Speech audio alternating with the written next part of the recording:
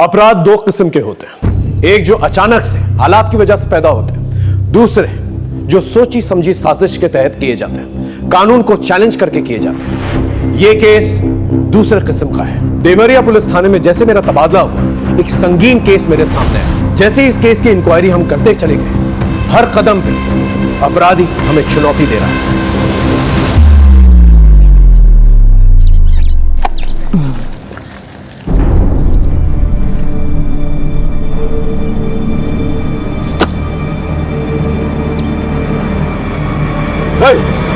क्या कर रहा है तू यहाँ? अपनी खेत की मेड़ सही कर रहे हैं जो तुमने इतने सालों से बढ़ा के रखी हुई है। औकात में रहा अपने। औकात से ऊपर तो आप बोल रहे हो। एक तो हमारे खेत हड़प लिए, ऊपर से हमें धमकी दे रहे हो। साले दो कौड़ी के गुलाम कर रहे हैं।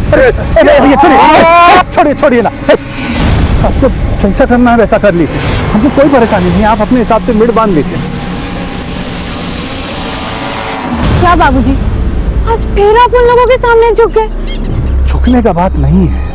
जब दो आदमी झगड़ा करेंगे तो किसी ना किसी को तो हथियार डालना ही है ना। और झगड़ा करके क्या हासिल होगा? वैसे भी 2 गज जमीन हथियार लेगा तो कितना अनाज उगा लेगा? बाबूजी कुछ नहीं होता है। बात को समझते क्या है नहीं तुम लोग? हैं? चलो काम करो अपना।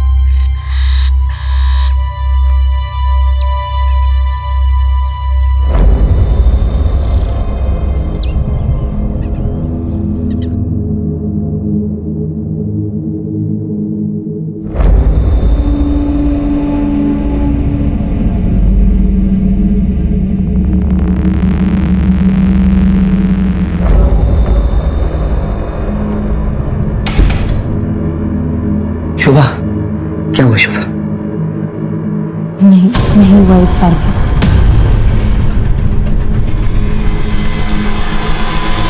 मेरा तो नसीब ही खराब। अरे निराश क्यों हो रहे हो? इस बार नहीं तो अगली बार सही। हाँ, हम कोशिश करते रहेंगे। देखना, जल्दी हमारे घर में बच्चा आ जाएगा। क्या आ जाएगा शोभा? तुमसे शादी करने के लिए मैंने घर वालों का लाया और रिश्ता टुकरा दिया। सबसे दूर हो गया, सबको नाराज किया।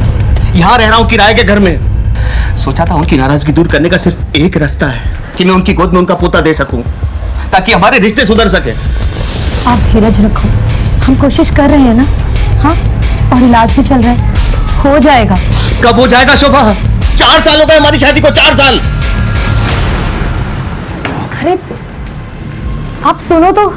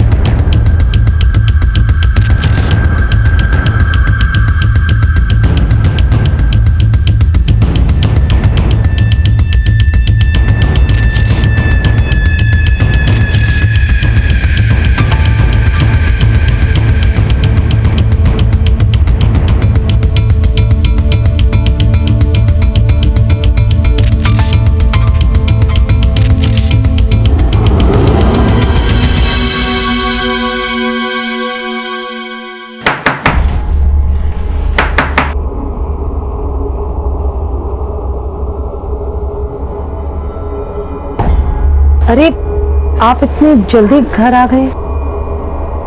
अरे काम खत्म हो गया तो जल्दी चला आया। और वैसे भी बाहर बहुत बारिश है, ऑफिस में लोग कम आए थे। तुम्हें क्या हुआ? तबीयत तो ठीक है तुम्हारी?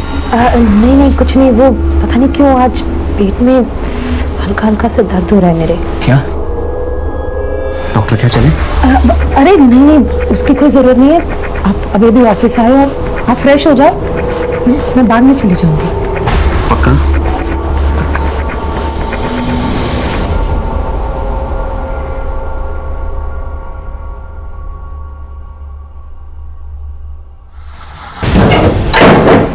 अरे अंदर कहाँ चले आ रहे हो?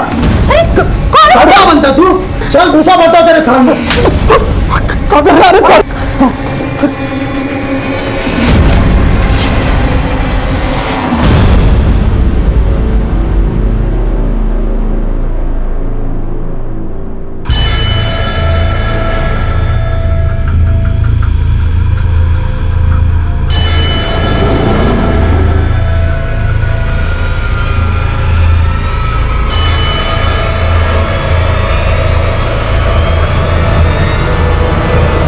हवलदार साहब, इंस्पेक्टर साहब कहाँ हैं? अंदर। कब गायब हुए? सर कल शाम से गायब है और स्कूटी लेके गई है सर। आप कहाँ रहते हैं? सर मैं बाजूपुर में रहता हूँ, लेकिन मैं नौकरी लखनऊ में करता हूँ। सर कल मैं नौकरी पे गया था तो वो घर पे थी, लेकिन मैं वापस आया तो वो घर पे नहीं थी। मैंने हर जगह ढूंढा, वो कहीं नहीं मिली सर। उसका फोन भी ट्राई किया, लेकिन वो स्विच ऑफ है सर। हो सकता है किसी दोस्त या रिश्तेदार के घर गई हो। नहीं सर, मेरे अलावा उसका जिंदगी में और कोई भी नहीं है। हम अपनी कार्रवाई शुरू करते हैं। आप बाहर जाके कंप्लेंट दर्ज करवा दीजिए। Thank you sir. अभिषेक, ये फोटो और स्कूटी नंबर लेके सब जगह सर्कुलेट करो। सब। ला ला ला ला ला ला ला ला ला।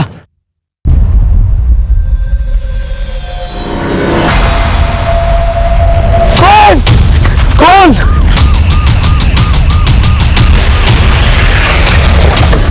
आइए सर। हटिए हटिए, बीच में से आगे लोग हटिए।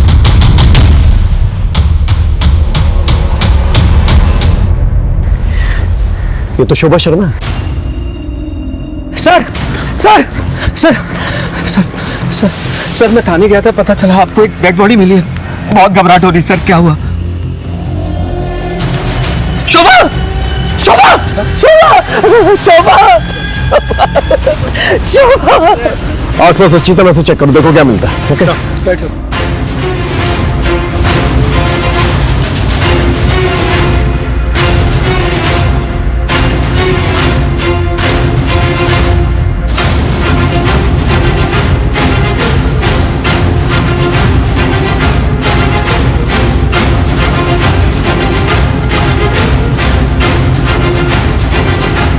सर, हाँ, ये टिफिन मिला सर।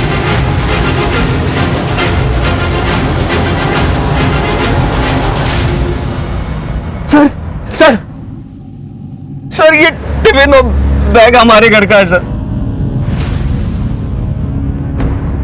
अपना टिफिन लेकर इतने सुनसान एरिया में आपकी बीवी कर क्या रही थी? मैं नहीं जानता सर, ये मेडिसिन का रैपर मिला है।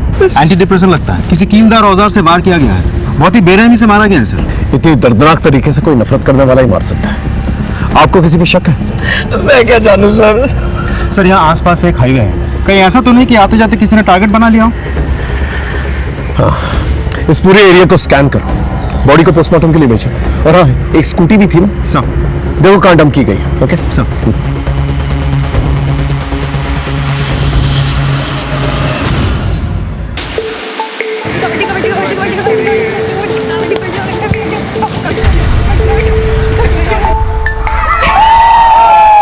अब आखिरी खिलाड़ी बची है जिला परिषद टीम की काजल श्रीवास्तव। देखना है कि वो क्या कर पाती है। मैच तो लग रहा है जैसे महानगर स्कूल ने लगभग जीत ही लिया है। काजल रेखा के अंदर घुसी और देखते ही देखते आगे बढ़ रही है, काफी बहादुरी के साथ लड़ते हुए, हालात से समझौता ना करते हुए। काजल श्रीवास्तव बड़ी बहादुरी के साथ गेम चल रहा है। देखना है कि अब क्या होता है। और इसी के साथ काजल को चारों तरफ से सबने घेर लिया है। देखते हैं काजल क्या कर पाती है। एक तरफ जिला परिषद टीम की उम्मीदें लगी हुई है, दूसरी तरफ महानगर टीम पूरे जोश में लगी हुई है। अब देखना है क्या होता है। इसी के साथ काजल श्रीवास्तव ने एक साथ सबको ढेर कर दिया। जिला परिषद टीम की जीत दर्ज की गई है और आज की जीत का सेहरा जाता है काजल श्रीवास्तव को।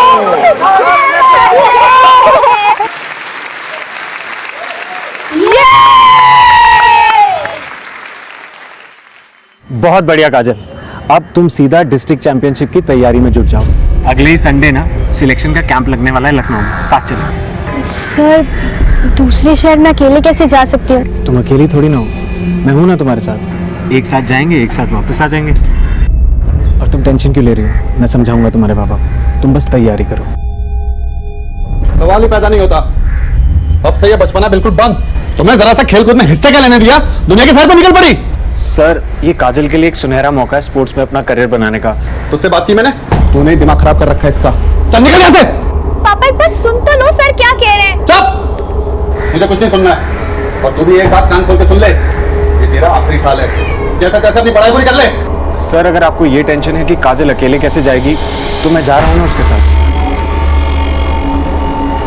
अरे जा भाई जा, काजल कहीं नहीं जा रही है। और तू भी अपना रास्ता नाप और निकल यहाँ से। चल निकल यहाँ से। रेनू, आज से इसका खेलना कूदना और बाहर जाना बिल्कुल बंद। समझा दो इसे। जी। पापा इसे मत करो ना।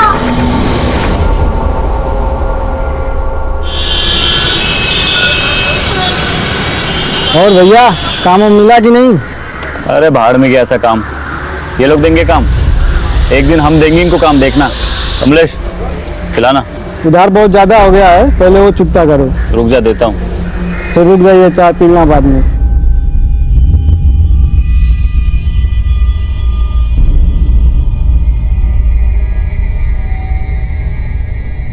ये लो भैया चाय। रख दो।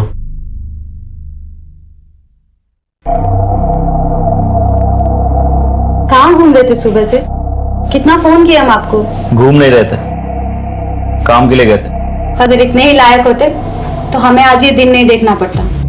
बड़े भाई है तेरे, बात करने का तरीका सीख ले पहले। हम वही तो कह रहे भैया, जिंदगी जीने का एक तरीका होता है, ऐसे कब तक चलेगा? बस कुछ दिन की बात है, हम सब सही कर देंगे। से ठीक कर दोगे? यही मर जाएंगे सिसक के भूखे प्यासे, अपने गांव अपनी मिट्टी से दूर। हमने कहा ना हम कुछ करेंगे, मतलब करेंगे।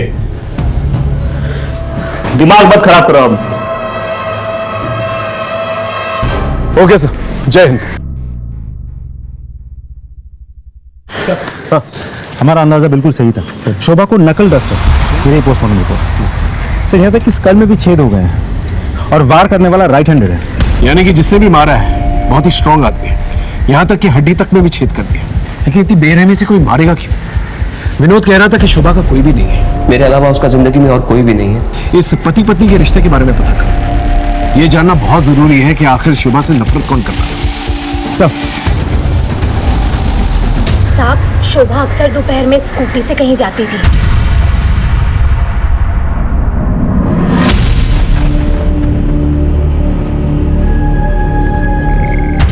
कहाँ जाती थी पता है आपको? नहीं पता।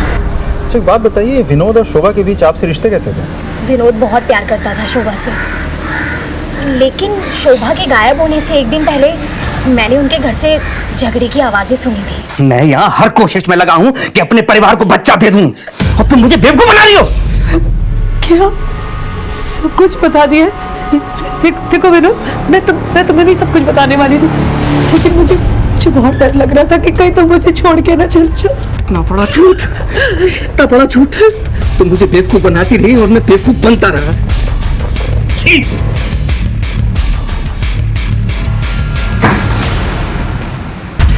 विनोद ने अपने परिवार से लड़के शोभा से शादी करी थी। इसके लिए परिवार में अलगाव रहता था और अब शोभा माँ भी नहीं बन पा रही थी, इसलिए दोनों बहुत दुखी रहते थे। लेकिन इस बात को लेके झगड़ा उसी दिन हुआ था पहली बार। ये विनोद के परिवार वाले कहाँ रहते हैं? साहब यही रहते हैं गांव में। शोभा की मौत के बाद से वो लोग भी यहाँ आने जाने लगे हैं। हम थक गए ऐसी जिंदगी जीते जीते, हमको तो कुछ समझ में नहीं आ रहा हम क्या करें। भैया भी बहुत परेशान रहते हैं। अब इतनी दूर तो तुम लोग बैठे हो, कहा था ना गांव में आ जाओ, सब लोग हैं यहाँ पर, कुछ ना कुछ हो ही जाएगा। गांव तो आना ही है, लेकिन तुम जानती हो ना कितना मुश्किल है। हाँ लेकिन आ जाओ।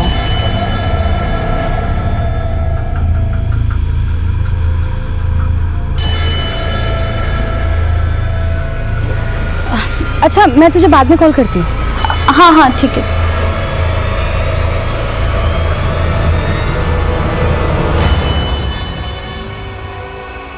15 तारीख को तुम्हारे और शोभा के बीच किस बात पे झगड़ा हुआ था? झगड़ा? ये किसने कहा आपसे सर? पति पत्नी में छोटी मोटी नोकझोंक तो होती रहती सर। या फिर बच्चा ना होने की वजह से झगड़ा हुआ था? क्या है कि हमें पता है कि शोभा से आपकी शादी फैमिली के खिलाफ हुई थी, और जब शादी हो गई तो फैमिली के साथ आपने रिश्ता तोड़ दिया, और अब शोभा की मौत के बाद दोबारा से फैमिली से रिश्ते जुड़ गए। खैर, जब आप ऑफिस जाते थे तो शोभा घर से कहीं और जाती थी। कुछ आइडिया वो कहाँ जाती थी? क्योंकि आपने कहा आपके अलावा उसकी जिंदगी में कोई नहीं था, कहीं उसका अफेयर तो नहीं चल रहा था? सर ये कैसी घटिया बात कर रहे हैं आप? एक मरे हुए इंसान के खिलाफ इस तरह की बात? देखिए, तैश में आने की जरूरत नहीं है, हम सिर्फ सच जानने की कोशिश कर रहे हैं। सर सच तो यह है मेरी बीवी का खून हुआ है, और कातिल को ढूंढना है तो बहुत दूर की बात है, आपने तो सबूत तक नहीं ढूंढा। आपको एंजाइटी अटैक्स आते हैं? तो देता है? व्हाट? आप राइट हैंडेड या लेफ्ट हैंडेड? राइट ही हूं। ऐसे ही पूछो। खैर, हमारी इजाजत के बगैर शहर छोड़ के मत जाइएगा, ओके? अभी आप जा सकते हैं। इस आदमी को गुस्सा बहुत आता है और ये कुछ छुपा भी रहे हैं। हो सकता है कि मियां बीवी में बच्चा ना होने की वजह से जो झगड़ा होता था वही एक वजह हो जिसकी वजह से इससे मार डाला उसे। हो सकता है सर। इस मियां बीवी के बारे में पूछताछ करो, पता लगाओ क्या चक्कर चल रहा था इनके बीच में। और हाँ, ये जानना बहुत जरूरी है कि शोभा कहाँ जाती थी, किससे मिलने जाती थी। इनके फैमिली डॉक्टर से जाके मिलो। साहब, सारिका। हाँ भैया। इतनी देर कहाँ हुई तुझे? वो भैया आज तो मैं पहले ही जाती, लेकिन शायद कोई मेरा पीछा कर रहा है। अकेले बाहर आओगी जाओगी तो गांव के आवारा लड़के ऐसे ही करेंगे। कौन था लड़का वो? मैं नहीं जानती। अगर इतना ही डर लग रहा है तो छोड़ दो ना सिलाई कढ़ाई, ना बाहर जाओगी ना कुछ होगा। अरे मैं तो कहता हूँ सिलाई कढ़ाई की जरूरत ही क्या है? भैया वो कोर्स खत्म होने में बस कुछ ही दिन बचा है।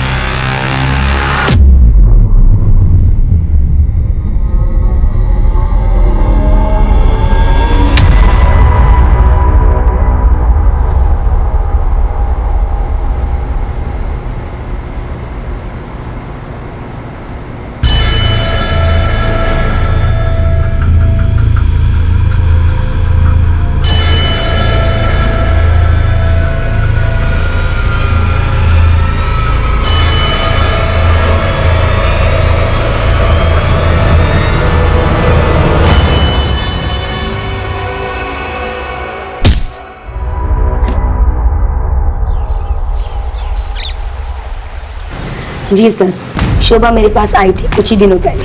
उसके पेट में किसी तरह का इन्फेक्शन हुआ था।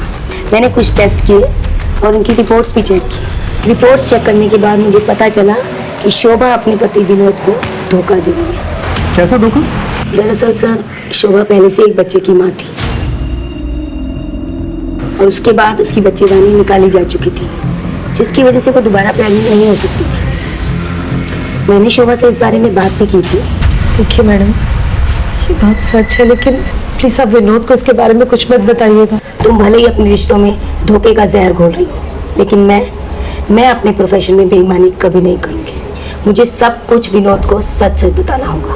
प्लीज मैडम आप समझने की कोशिश कीजिए मैडम। इस दुनिया में कोई नहीं है, मेरा घर बर्बाद हो जाएगा मैडम। मैं विनोद को खुद सब कुछ एक दिन बता दूंगी, अपनी शादी के बारे में, वैभव के बारे में, सब कुछ। प्लीज। फिर आपने ये बात विनोद को बता दी? जी सर, एक्चुअली विनोद बच्चे को लेकर के बहुत परेशान था, तो एक डॉक्टर होने के नाते मैंने उससे ये सब छिपाना ठीक नहीं समझा। डॉक्टर एक बात बताइए, शोभा के पहले पति और बच्चे के बारे में आप जानती हैं? जी नहीं सर, मैं कुछ नहीं जानती। सर मैं क्या पूछ सकता हूँ, आपने मुझे यहाँ क्यों बिठा के रखा है? विनोद, तुम डॉक्टर विनीता को जानते हो ना?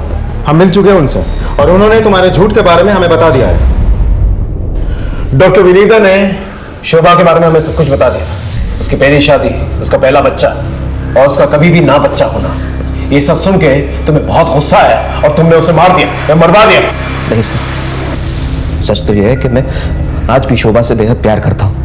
मानता हूँ झगड़ा हुआ था हमारा, लेकिन किस पति पत्नी में झगड़ा नहीं होता सर। लेकिन उसको मारने के बारे में मैं सोच भी नहीं सकता। मारने की तो वजह है तुम्हारे पास, उसका धोखा देना, उसका बच्चा ना होना।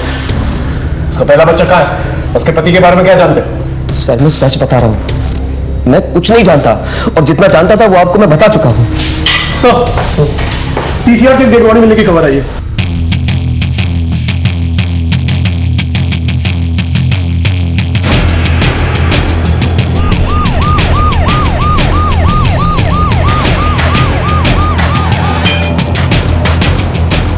चलिए हटिए सर, आसपास चेक करो, देखो क्या मिलता है। सर इस लड़की को भी लगभग वैसे ही मारा गया है, नकल डस्टर से चेहरे पर वार किए गए। सर ये बैग मिला है और उसके अंदर सर ये यूनिफॉर्म मिला है। इस यूनिफॉर्म को कोई पहचानता है यहाँ? हाँ सर, इस गांव में एक स्कूल है, ये यूनिफॉर्म उसी स्कूल का लगता है। हो सकता है ये लास्ट काजल की हो। कौन काजल? गुलशन श्रीवास्तव की बेटी। सर वो एक दिन से लापता है। गुलशन श्रीवास्तव? सर डेड बॉडी के पास में ये मेडिसिन रैपर मिला है।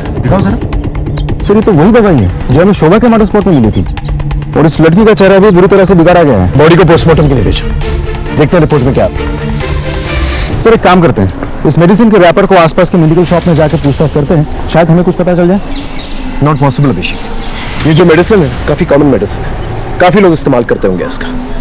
इतने से एविडेंस के साथ कल्प्रिट तक पहुंचना थोड़ा मुश्किल होता है, हमें कोई और रूट लेना होता। उस गुलशन का पता ले लो। ओके चल। आपकी बेटी गायब हुई थी, आप पुलिस वालों के पास क्यों नहीं आए? क्या करते साहब, ढूंढा उसे जाता है जो गुम हो जाए, जो भाग जाए उसे क्या ढूंढना साहब। सर ये लेटर छोड़ के गई है, भाग गई उस मास्टर अशोक के साथ। मैं उसके पास भी गया था साहब, लेकिन वो नहीं माना। क्या करता, पुलिस में रिपोर्ट करता तो बेइज्जती होती, इसलिए बैठ गया चुपचाप। अशोक ने क्या बताया था?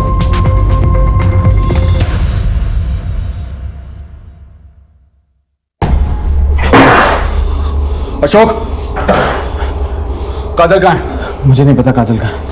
इज्जत के सिवा कुछ नहीं है मेरे पास, बता दे काजल कहाँ, नहीं तो जान से जाएगा। मैंने कहा ना मुझे नहीं पता काजल का, और ये मेरा घर है, चिल्लाओ मत यहाँ पर। निकलो यहाँ से, निकलो। छोड़ूंगा नहीं तुझे, अब देख क्या करता हूँ मैं तेरे साथ। चलो निकलो यहाँ से।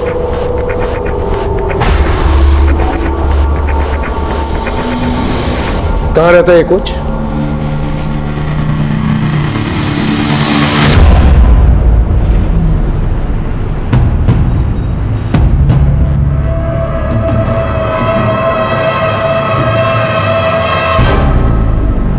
एकदम परेशान मत होइए, और 1 से 2 दिन लगेगा, बाकी 2-3 दिन में मैं आपका काम करा दूंगा। ठीक है, चलिए सर, थैंक यू।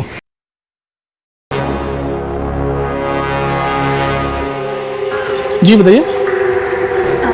सर अगर कोई पीछा कर रहा हो तो कंप्लेंट कहाँ लिखानी है? ये पुलिस स्टेशन में। वैसे कौन पीछा कर रहा है?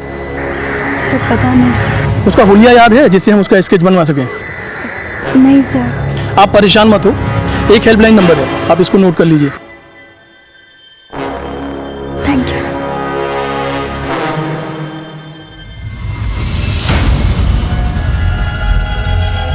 सर काजल की पोस्टमार्टम रिपोर्ट आ गई है, उसके साथ रेप किया गया था। व्हाट? जी सर, दोनों जगहों पर मिली मेडिसिन का रैपर सेम है, नकल डस्टर के मार्क्स भी बिल्कुल सेम है, और मारने का तरीका भी बिल्कुल वैसा ही है जैसा शोभा का था। सर नहीं ऐसा तो नहीं कि ये दोनों मर्डर्स एक दूसरे के साथ कनेक्टेड है? अभी फिलहाल किसी कंक्लूजन को जंप नहीं कर सकते, हो सकता है एक महज इत्तेफाक हो। कुछ और इन्फॉर्मेशन मिली? जी सर, जिस रात काजल घर से भाग गई थी उस रात उसने अपने कोच अशोक को फोन किया था। ये रही उसके कॉल डिटेल्स। लेकिन सर अब अशोक अपने घर से फरार है। इसका मतलब गुलशन ने जो इल्जाम लगाया था कि अशोक ने ही मदद की थी काजल को भगाने में, वो सच थी। गांव में कुछ और पता चला? नहीं सर, ना ही स्कूल से कोई और सस्पेक्ट मिला।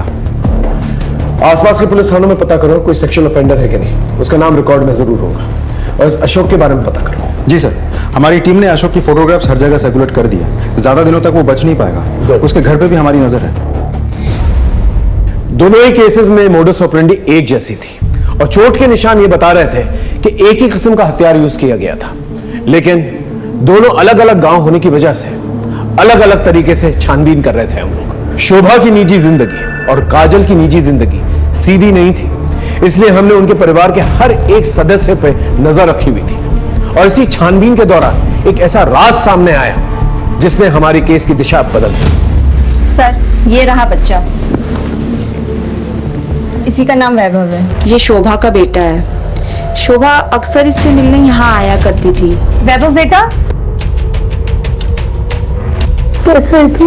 मैं ठीक हूँ। कितना कमजोर हो गए? मम्मी, मुझे आपके बगैर मन नहीं लगता। तो जल्दी तुझे यहाँ से ले जाऊंगी। मैं तेरा मनपसंद खाना लेकर आई हूँ।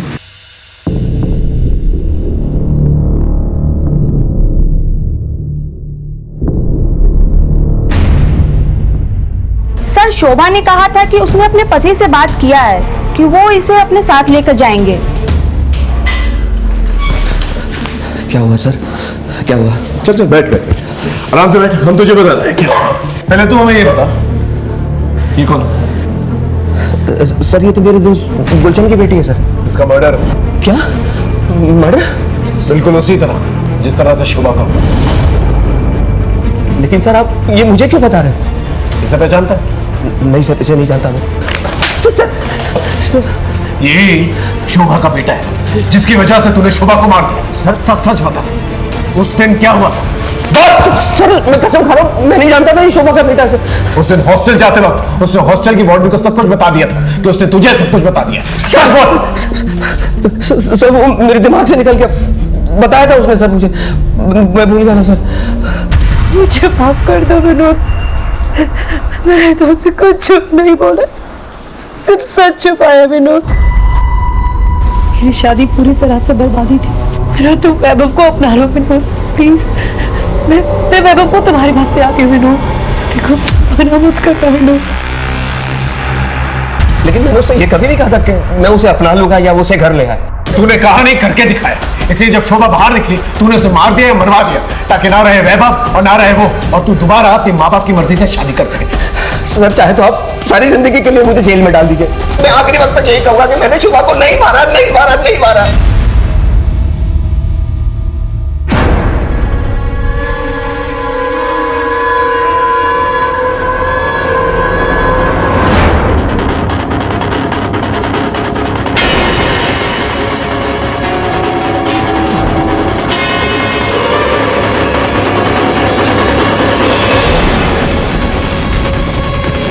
सर, अशोक को लखनऊ के गोमती नगर एरिया में देखा गया है, लेकिन एक इंटरेस्टिंग बात है, वो एक मेडिकल स्टोर से दवाई चुरा कर भाग रहा था क्योंकि उसके पास डॉक्टर का प्रेस्क्रिप्शन नहीं था। गोमती नगर पुलिस से कोऑर्डिनेट कर, वहीं कहीं छुपा पाओगे। जी सर, हमारी खबरें टीम और पुलिस टीम दोनों ही उसके पीछे पड़ी है। ज्यादा दिनों तक छुप नहीं पाएगा।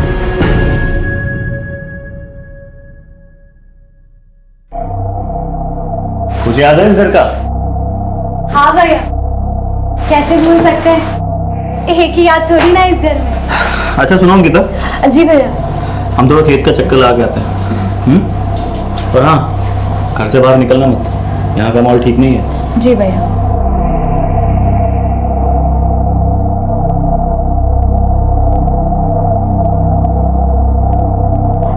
अच्छा चलो गैस करो हम कहाँ हैं? तेरी आवाज बता रही है कि तू गांव में है। अरे बिल्कुल सही जवाब। बता फिर कब मिल रही है? अरे इसीलिए तो हम फोन किए हैं। शाम को नदी के पास मिलते हैं। ओके।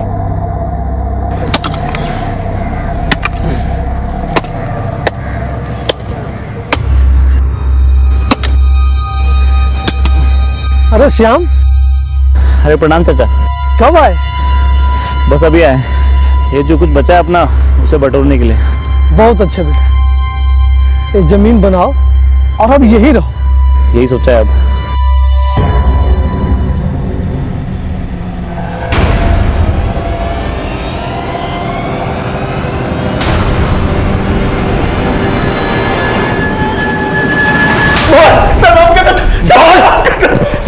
सर, मैंने किसी को नहीं मारा है सर। अच्छा, तो फिर भाग क्यों रहा था और दवा क्यों चुराई? सर, मैं अस्थमा का पेशेंट हूँ, मर जाता अगर ये दवा नहीं चुराता। और वो मेडिकल वाला प्रिस्क्रिप्शन मांग रहा था। और रहा सवाल भागने का, तो गुलशन जी को शक था कि काजल को मैंने भगाया। और जब काजल की लाश मिली तो मैं डर गया कहीं गुलशन जी मुझे ना फंसा दे, इसलिए मैं भाग रहा था सर। तो उस रात काजल ने फोन क्यों किया था? हाँ? सर, ये बताने के लिए कि वो घर से भाग रही है। कैंप के लिए भागने वाली लड़की कैंप तक नहीं पहुंची, और किसको पता था इसके बारे में? सर, उसके छोटे भाई आशु को भी पता था। उसने उसे बताया था घर से जाने से पहले। ये बात उसने मुझे फोन पे बताई थी। हाँ सर, मैं जानता था। दीदी, ये जो तुम कर रही हो ना, बिल्कुल ठीक नहीं है। मैं जा रहा हूँ बाबा को उठाने के लिए। आशु देख, अगर तूने पापा को कुछ भी कहा तो तू मेरा मरा हुआ मुंह दिखेगा। कि मुश्किल से ऐसा मौका हाथ लगाए तो वो दिन की तो बात है, मैं आ जाऊंगी वापस। पापा की जितनी मार खानी होगी ना खा लूंगी, लेकिन तू चुप रहना। कहा मेरी कसम, तू बाबा को कुछ नहीं कहेगा। मुझे लगा था कि दीदी 2 दिन में वापस आ जाएंगी, दीदी तो वापस आए नहीं। और बाबा इतना गुस्सा थे कि अगर मैं उन्हें बताता कि मुझे पता है कि दीदी कहाँ है तो वो मुझे जिंदा नहीं छोड़ते, इसलिए मैंने उन्हें कुछ भी नहीं बताया।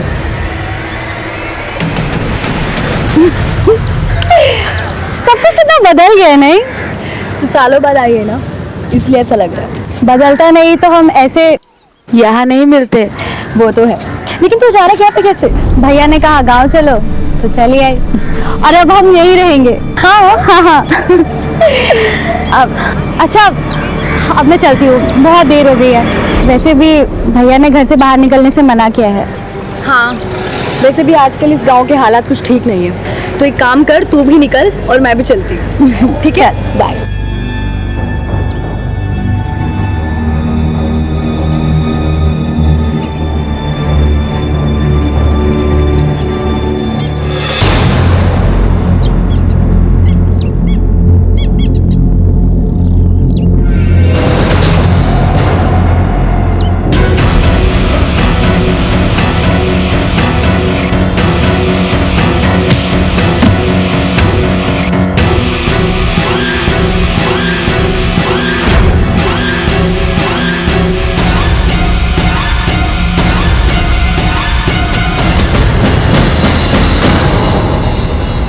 इधर आ।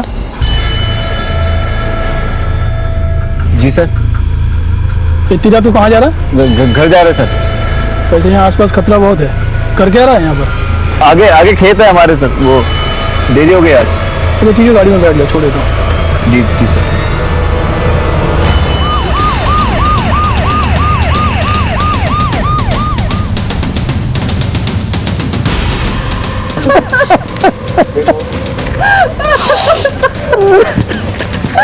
आप लोग हटिए प्लीज, हटिए। साइड में, साइड। फिर से उसी तरीके से हत्या की गई है और सेक्सुअल असॉल्ट भी। सर ये लड़की तो 2 दिन पहले भी आई थी अपने पुलिस स्टेशन में। हाँ? क्या कह रही थी? सर उसका कहना था कि कोई इसका पीछा कर रहा है। जब मैंने उससे पूछा तो उसने कहा नहीं पता, लेकिन मैंने सर उसे हेल्पलाइन नंबर भी दे दिया था। वो कह रही थी कि कोई उसका पीछा कर रहा है, लेकिन हमने कोई ध्यान नहीं दिया। कुछ बताया आप लोगों को कि कौन था वो? किसी दुश्मनी थी उसकी? कुछ नहीं पता हम लोगों को। सर ये रैपर मिला था। सर ये रैपर देखिए, बिल्कुल ऐसा ही मेडिसिन का रैपर हमें शोभा के मर्डर स्पॉट पर भी तो मिला था। जिस बेरहमी से मारा गया ऐसे किसी साइको किलर का ही काम हो सकता है। या तो ये तीनों की तीनों मर्डर्स जो हैं कनेक्टेड है, या फिर अनफॉर्चुनेटली ये तीनों की तीनों वो साइको किलर की नजर में आ गए थे। पॉसिबल है सर, क्योंकि सिर्फ मर्डर करना या रेप करना उसकी मंशा नहीं हो सकती। अब लगने लगा है कि किलर हमें चुनौती दे रहा है और हमारी हर एक मूवमेंट पे नजर रखा। सर कल शाम में जब मैं इधर पेट्रोलिंग पर था तभी उधर से एक आदमी आ रहा था। कौन था? सर उसने ये सब तो नहीं बताया, लेकिन उसने एक बात बताई थी कि उसका आसपास के एरिया में जमीन है। इस पूरे एरिया में जितने लोगों की जमीन है ना, उन सबसे पूछताछ करो और उस आदमी के बारे में भी पता करो, शायद उसे कुछ पता। इसकी फोटो लो और आसपास के एरिया में पूछताछ करो। ये कह रही थी कोई इसका पीछा कर रहा है, पता करो, शायद किसी ने कुछ देखा। ओके और बॉडी को पोस्टमार्टम के लिए भेजो।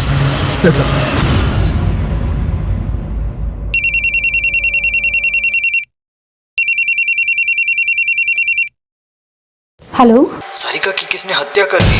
क्या? अंकिता, क्या हुआ? अच्छा हम कुछ काम से बलरामपुर जा रहे हैं, कल सुबह तक आ जाएंगे। अंकिता, हम तुम्हारे लिए कुछ लाए हैं, ये देखो।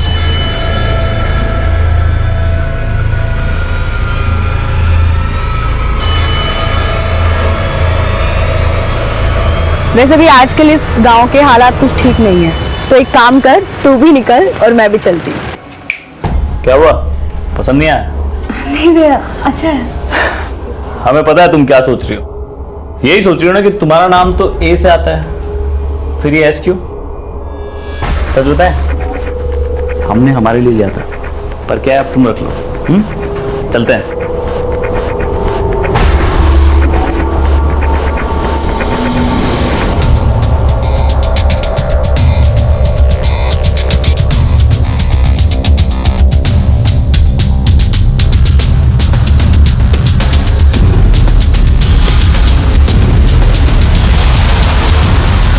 सर उस एरिया में नदी के किनारे तक कुल 25 लोगों की जमीन है। मैंने उन सभी लोगों से बात कर ली है, लेकिन सर वो आदमी नहीं मिला जो उस रात पेट्रोलिंग करते वक्त मिला था। इसका मतलब इस आदमी ने झूठ कहा था कि उसकी जमीन है उस पर। इस आदमी की स्केच बनाओ और पता करो ये गांव वाला है या बाहर से है। Okay, right sir. Sir Sarika की पोस्टमार्टम रिपोर्ट आ गई है, उसके साथ भी रेप हुआ है। व्हाट? जी सर, उसके साथ सैंपल मैच कर गया है। एक और बात सर, इस बार भी वही नकल डस्टर यूज किया गया है और उसी तरीके से स्कल में छेद भी हुए हैं। और सर मारने वाला इस बार भी राइट हैंडेड है। इसका मतलब ये किसी साइको किलर का ही काम है और ये सारिका उसकी तीसरी विक्टिम है। अब हम ये बात रूल आउट कर सकते हैं कि ये सब रैंडम किलिंग्स नहीं है। मतलब उसे साइको किलर ने फॉलो किया होगा और मौका मिलते ही उसे मार डाला होगा। मतलब किसी के साथ जाती दुश्मनी। राइट। अब हमें ये पता लगाना होगा ये तीनों लड़कियों का कॉमन कनेक्शन क्या है। सर इन तीनों मर्डर्स में कोई डायरेक्ट कनेक्शन तो मुझे लग नहीं रहा है, लेकिन हाँ एक गहरा कनेक्शन तो है। काजल के पिताजी गुलशन, शोभा का हस्बैंड विनोद और सारिका का भाई मनोज, तीनों ही दोस्त हैं और दोस्ती बहुत गहरी है सर। यानी कि ये तीनों के तीनों जो दोस्त हैं इनके साथ एक ही हादसा होता है। सर हाँ, उस आदमी का स्केच बन गया। स्केच को सब जगह सर्कुलेट कर और मनोज और गुलशन को आने बुलाओ। Right sir. तुम तीनों से जो सवाल मैंने अलग अलग पूछा था अब साथ में मिलकर पूछ रहा हूं। तुम तीनों का कोई तो दुश्मन है जो तुम लोगों से दुश्मनी निकाल रहा है। कुछ आइडिया कौन है वो? नहीं है। इसे पहचानते हो?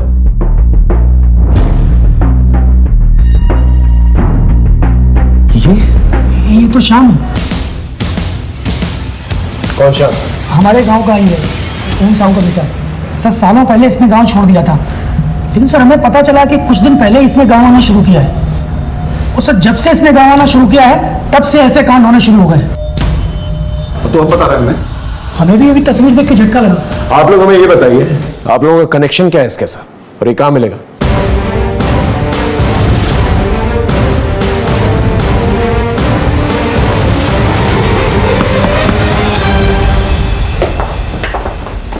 भैया घर पर नहीं। तुम्हें कैसे मालूम तुम्हारे भैया से मिलना है? ये मेरी सहेली सारिका का लॉकेट।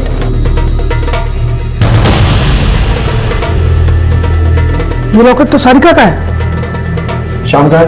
भैया बलरामपुर। बलरामपुर? बलरामपुर में तो मेरी बहन स्नेहा रहती है, मैंने बताया था ना आप लोगों से। चलो बलरामपुर सब।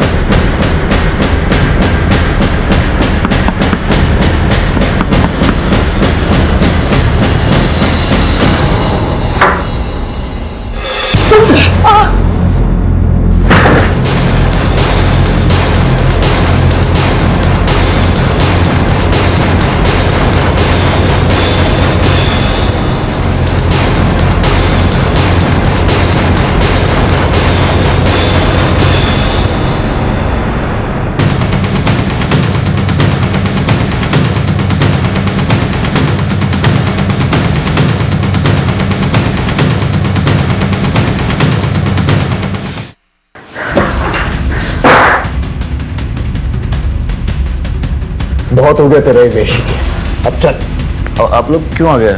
हम आने वाले थे। चल लेकिन चल। हाँ हम नहीं मारा है सबको, ले लिया अपना बदला। कौन सा बदला? हमारी जिंदगी बर्बाद करने।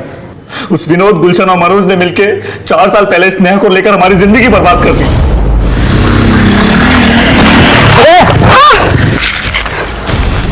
ये क्या कर दिया तुमने? हमें जानबूझ के नहीं किया, वो गलती क्या हो रहा है? क्या स्नेहा तुम क्या कैसे? भैया इसने मुझे छेड़ा है। नहीं, अपनी जात और औकात दोनों भूल गए। भैया आपने तो बचाया इसे बाइक से। दो इसे दो मनोज भाई। एक और दो, एक और। हम तो स्नेहा को बचाने गए थे, मगर गांव के बड़े और दबंग लोग गलत समझ बैठे। हमारे बाबा ने कहा कि जब तक मामला ठंडा नहीं हो जाता गांव से दूर रहो, मगर हमारे दूर जाने के बाद मामला और बिगड़ गया। वो हमारे बाबूजी को उठाकर ले गए हमें ढूंढने के लिए। जैसे हमें पता चला हम पहुंचे उनके पास।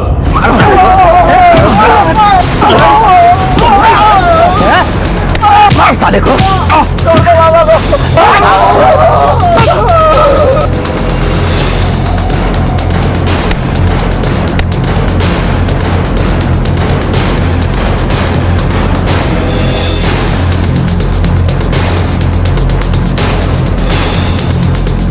साले दोबारा इस गांव में दिखे तो पूरे खानदान को खत्म कर दूंगा। और सुन, अगली बार तेरी बहन मेरा शिकार होगी।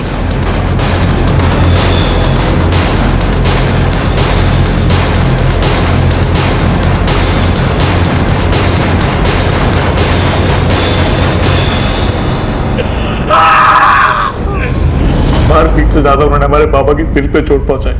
एक चींटी नहीं मारी थी उन्होंने, जानवरों जैसा व्यवहार किया उनके साथ। वो हमारे बाबा की आत्मा तो उसी दिन मर गई थी, वो तो बस जी रहे थे। हड्डियां पकड़ ली थी उन्होंने, एक दिन से सक के दम तोड़ दिया।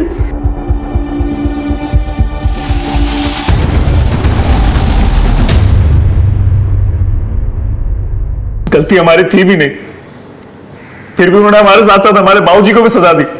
तभी हमने सोच लिया कि बदला तो लेंगे। बदला लेना ही था तो गुलशन, मनोज और विनोद से लेते। उन 3 निर्दोष औरतों ने क्या किया? ये बात आप उनसे जाके पूछो ना।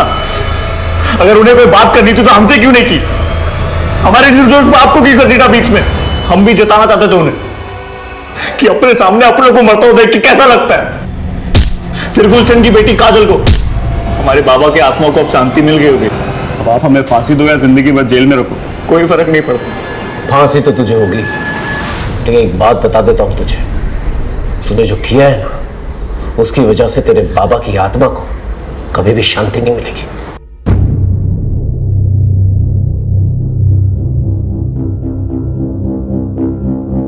श्याम के दिल में अपने पिता के खिलाफ अत्याचार घर कर चुका था और एक सुलगते लावा की शक्ल ले रहा था। अंकिता को यह दस्तक जरूर मिली थी कि श्याम की जिंदगी में कुछ अजीब चल रहा है, लेकिन समझते समझते देर हो गई। आशु को यह दस्तक मिली कि काजल अपने कबड्डी के खेल के जुनून में कुछ गलत कर रही है, लेकिन उसने ये बात अपने माँ बाप से छुपा के रखी और नतीजा बहुत ही भयानक निकला। शोभा ने विनोद से बात छुपाई, लेकिन जब बताने पे आई तो मौका ही नहीं मिला। सारिका ने बार बार अपने घर वालों से यह कहा कि कोई उसका पीछा कर रहा है, लेकिन किसी ने उसका यकीन ही नहीं किया। सच कहें तो विनोद, मनोज और गुलशन ही इस अपराध के रचयिता हैं। उन्होंने बिना सच जाने कानून को अपने हाथ में लिया और एक ऐसा बीज बोया जिसने तबाही मचा दी। दस्तक होती जरूर है, चाहे वो जोरदार हो या खामोश। उसे सुने, समझे और सतर्क रहें। देखते हैं हमारे आज के एपिसोड की दूसरी कहानी।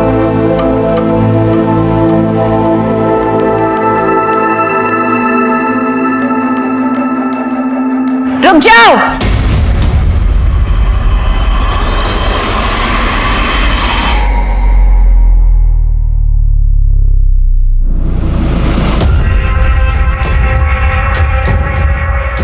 नेहा तू यहाँ क्या कर रही है? मैं क्या कर रही? तू क्या कर रहा है यश? तुझे क्या लगा मुझे धोखा देके तू किसी और से शादी करेगा और मैं चुपचाप बैठी रहूंगी? मैंने तुझे कोई धोखा वोखा नहीं दिया, ठीक है ना? ब्रेकअप हो गया हमारा। अरे तो जरा सी लड़ाई पे सब कुछ खत्म हो जाएगा क्या यश? मैं प्यार करती हूँ तुझसे, मैं जानती हूँ तू भी मुझसे प्यार करता है। नेहा देख, मेरी यहाँ पे शादी हो रही है, अब कुछ नहीं हो सकता। तू कुछ नहीं कर सकता यश, पर मैं बहुत कुछ कर सकती हूँ। अगर तूने मुझसे शादी नहीं की ना, तुझ पे रेप चार्जेस डलवा के तुझे अंदर करवा दूँ। फिर देखती हूँ तू ये शादी कैसे करता है। ऐसे कैसे शादी करेगा तेरे से? यहाँ हमारी बच्ची की शादी हो रही है, अगर तेरे से शादी करेगा तो हमारी बच्ची की तो जिंदगी बर्बाद हो जाएगी। तो ठीक है ना यश, तू हम दोनों से शादी कर ले।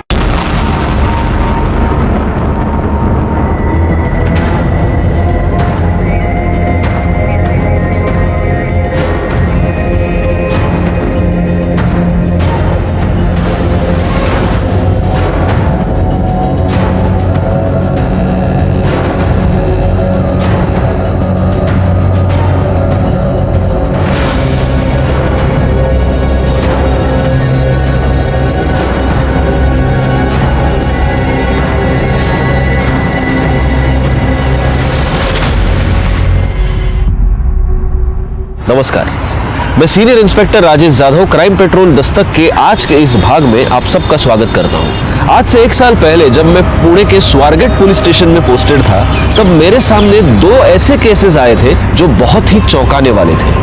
क्या ये दोनों ही केसेस बिल्कुल अलग अलग थे या कोई ऐसी कड़ी थी जो इन दोनों केसेस को जोड़े हुए थी?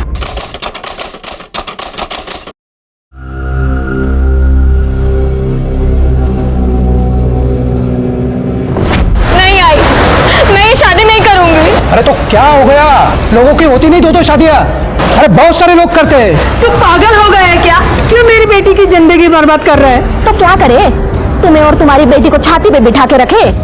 आरती 5 साल की थी तब उसका बाप छोड़ के चला गया। तब से तुम दोनों को पाल के रखा है हम लोगों ने। बस अब नहीं हो सकता। देख आरती, चुपचाप शादी कर ले और चली जा। अगर अभी ये शादी नहीं हुई ना तो सोच अपनी लड़की की कितनी बदनामी होगी। लेकिन दादा, अरे उस दूसरी लड़की को कोई परेशानी नहीं तो इसे क्यों है?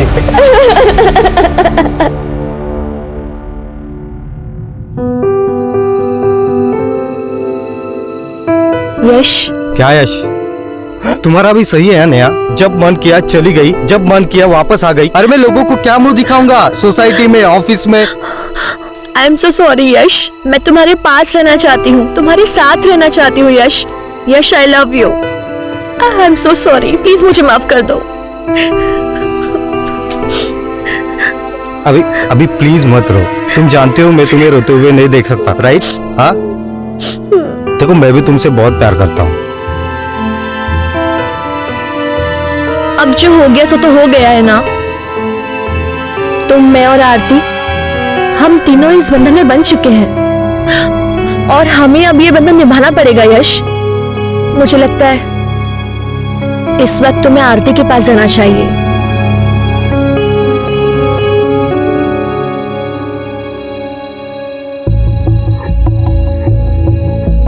आई एम सॉरी आरती, मैं जानती हूँ आरती कि जो कुछ भी हुआ तुमने चाहा नहीं होगा, पर ट्रस्ट मी, मैं तुमसे कुछ भी छीनना नहीं चाहती। यश पर जितना हक मेरा है उतना तुम्हारा भी है।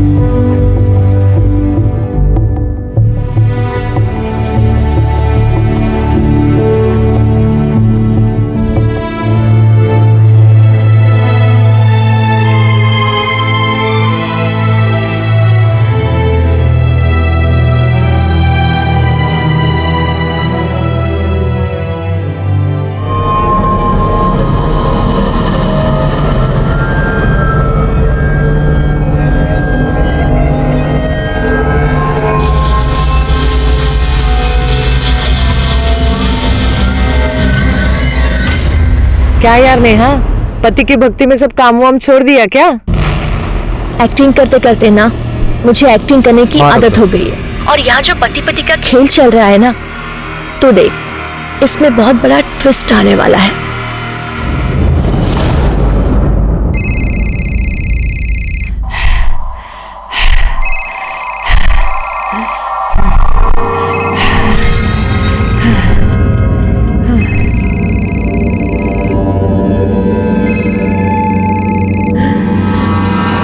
और तेरे बच्चे को मार भी सकता था। आखिरी बार कह रहा हूं, मुझे मेरे पैसे चाहिए।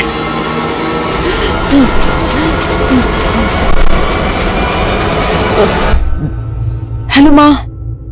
हाँ गीतू बेटा, कैसी हो? हमें कुछ पैसे चाहिए थे। कितने चाहिए? 5 लाख।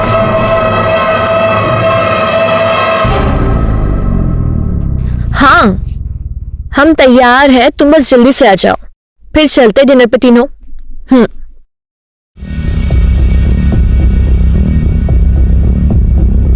आरती, ले चॉकलेट खा। नहीं, मैं चॉकलेट नहीं खाती। अरे थोड़ी सी, थोड़ी सी।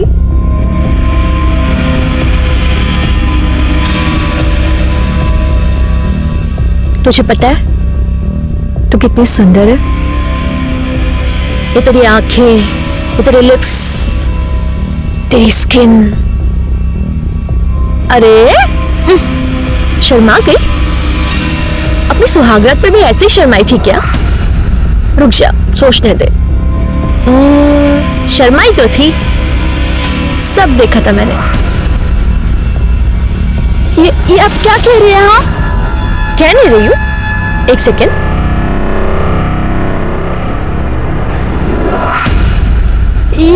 ये सब क्या है? हाँ, ये आपके पास? देख, जो कुछ भी है तो बहुत अच्छा, और अब जो होने वाला है बहुत अच्छा, और जो होगा वो और अच्छा होगा। हाँ? यश, मेरी बात सुन, अगर अपने पति के सामने अपना मुंह खोला ना, तो ये जो वीडियो तूने अभी देखी है ना, ऐसा वायरल करूंगी ना, पूरी दुनिया तुझे देखेगी, समझ गई? शुक्र ना यहीं खड़ी रहे। यश, रेडी हो तुम लोग? हाँ, चलो निकलते हैं। अब हाँ, एक्चुअली पर मेरे ना सिर में बहुत दर्द हो रहा है, तबीयत खराब लग रही है। तुम नहीं जाओगी ना तो हम कोई नहीं जाएंगे, रहने दो। नहीं, प्लीज प्लीज, तुम दोनों जाओ ना, मुझे ऐसा लगेगा कि मेरी वजह से तुम्हारा प्लान कैंसिल हो गया। प्लीज ना यश, मुझे अच्छा लगेगा। अच्छा ठीक है। आरती, हाँ चलो चलो चलो, गाड़ी निकालो। हाँ, जाओ आरती।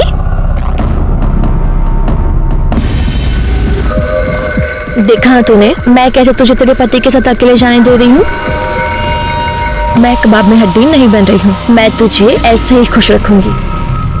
तेरा काम है कि तू मुझे खुश रखे। जा जा।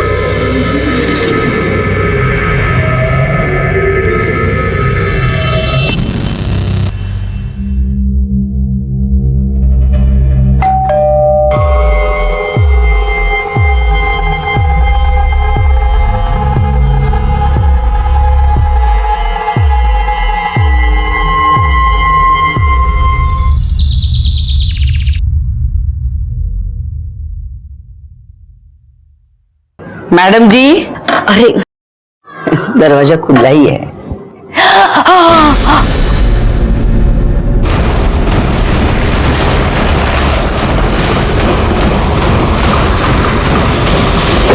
सर,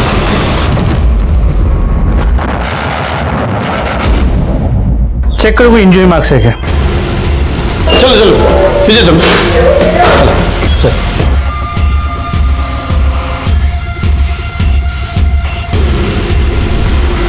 सर 25 से 30 साल की औरत है, प्रेग्नेंट, मल्टीपल स्टैबिंग का केस है। लाश को सबसे पहले किसने देखा था? इन्होंने। मैं इनके घर में काम करती है। ये इनका खुद का घर है? नहीं साहब, बाहर उतरी थी। राणे, सर, लैंडलॉर्ड कौन है पता करो, उसको फोन करके बुला लो। Yes sir. ये यहाँ पर अकेली रहती है? हाँ साहब, इनकी माँ कानपुर में किधर तो भी रहती है। फोन पर बात करती थी तभी सुना था मैंने। जिस तरह से मल्टीपल स्टैब किया गया है, सिर्फ पेट पर वार किए गए। एक प्रेग्नेंट औरत को कोई इस तरह से मल्टीपल स्टैब क्यों करेगा? ऐसा लग रहा है कि कोई इसे नहीं, इसके बच्चे को मारना चाहता था। बिल्डिंग में सीसीटीवी कैमरा तो होगा? नहीं सर, नहीं है। ठीक है, एक काम करो, इन लोगों से जरा ठीक से पूछताछ करो, पूछो किसी को आते जाते देखा है क्या। और एम्बुलेंस बुलवा लो। सर,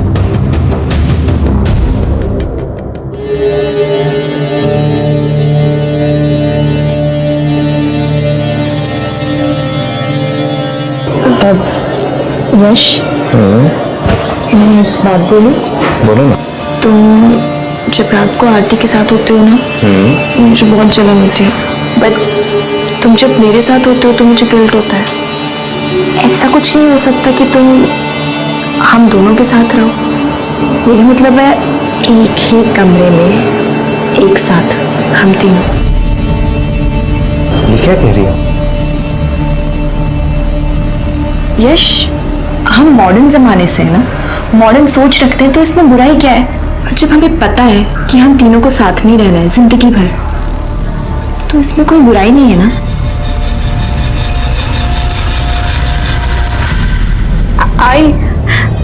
आई मुझे तेरे पास आना है।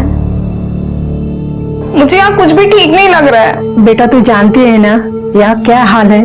तेरी नई नई शादी हुई है ना, सब धीरे धीरे ठीक हो जाएगा बेटा, तू घबरा मत।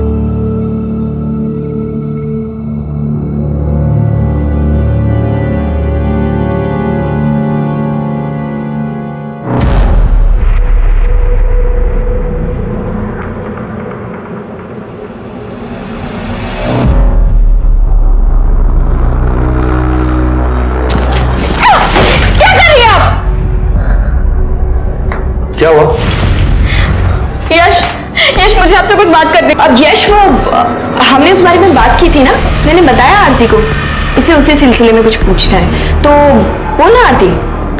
आरती नेहा सही कह रही, हम तीनों को एक ही साथ रहना है ना, चाहे वो बेडरूम के अंदर हो या बेडरूम के बाहर, बात तो एक ही है। आज से हम बेडरूम में एक ही साथ सोएंगे, ठीक है? एक मिनट। हाँ यश, आप मेरी बात, क्या लगता है तुम्हें यश हाँ बोल देंगे तो मैं तुम्हारे साथ कुछ भी घटिया करने के लिए तैयार हो जाऊंगी? ऐसा कुछ नहीं होने वाला है। उफ़ो आरती, ये देखो, मैं तुम्हारी ये वीडियो वायरल कर दूंगी, फिर मैं ही क्या पता नहीं कितने लोग तेरे दीवाने हो जाएंगे। तो सोच ले।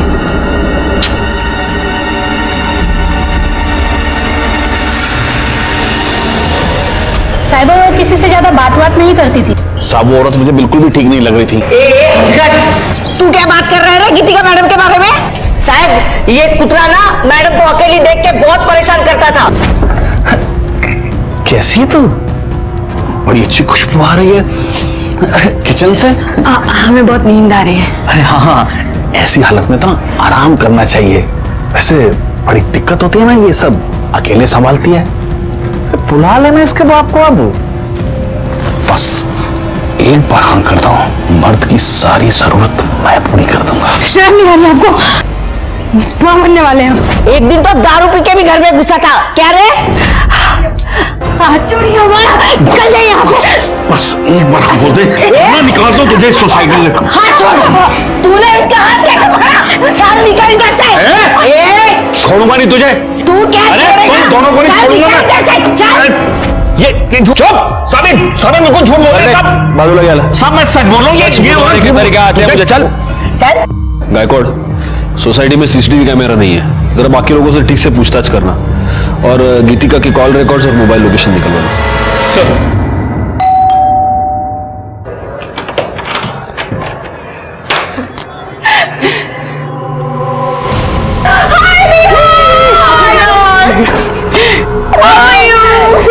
So pretty. Thank you. शादी होते भूल गई दोस्तों को। ओहो।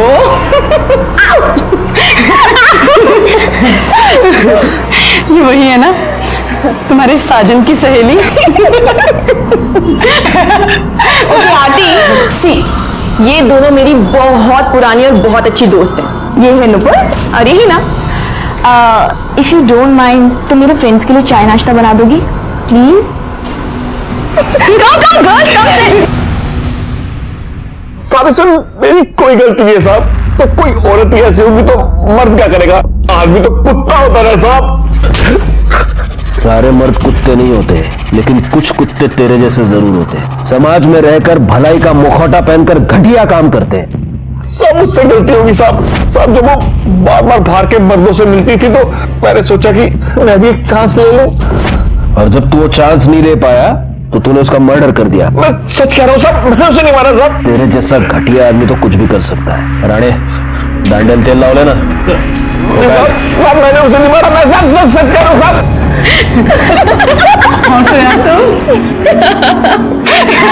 अब देखना, अब देखना।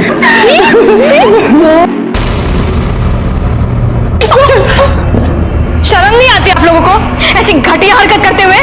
नहीं आती। अरे चल ना, अब तो कोई सती सावित्री तो है नहीं जो तेरे साथ कुछ स्पेशल होगा। जो यश ने तेरे साथ किया वो मेरे साथ भी किया है, कौन सी बड़ी बात हो गई? ये आप जैसी घटिया औरत ना कभी नहीं समझेगी। हाय, जब तू ऐसे चिढ़ती है ना मुझे और ज्यादा प्यारी लगती। So girls, let me tell you one thing. Okay. I think I have a crush on Aarti.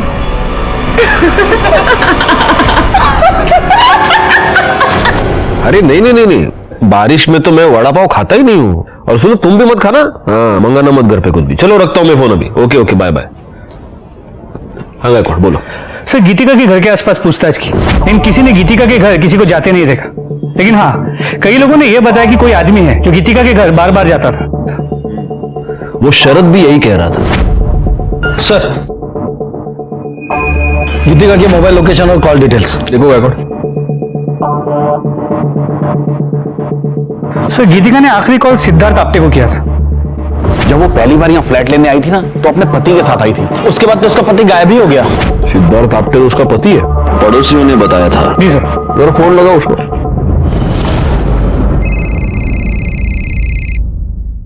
Hello hello Siddharth, मैं बीएसआई गायकवाड़ बोल रहा हूँ, स्वारगेट पुलिस स्टेशन से। जी बोलिए। दरअसल हमें आपकी पत्नी गीतिका के बारे में आपसे बात करनी है। आप कहाँ हैं? सर मैं तो दिल्ली में हूँ। आप जल्द से जल्द पुणे आ जाइए। ठीक है सर, मैं कल सुबह वहां पहुंच जाऊंगा।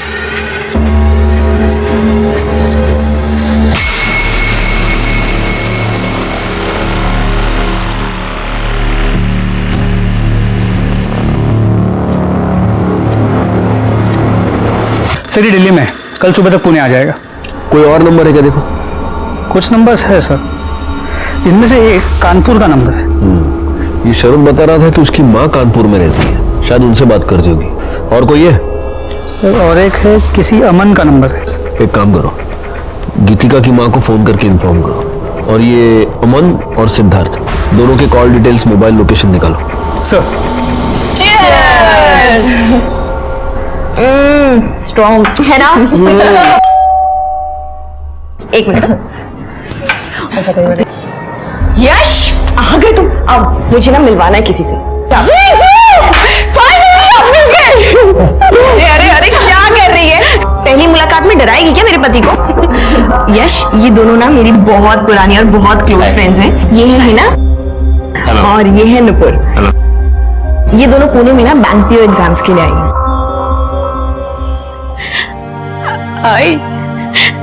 आई मुझे यहाँ नहीं रहना है, मुझे ले चलना अपने साथ। क्या हुआ बेटा, तू रो क्यों रही है? यहाँ कुछ भी ठीक नहीं है। आई अरे हुआ क्या, वो तो बता। मैं तुझे अब क्या बताऊँ? आई बस यहाँ पे कुछ अच्छा नहीं है। तू सब्र रह, तू पहला रोना बंद कर। हाँ शांत हो जा, मैं कुछ न कुछ करती हूँ। हाँ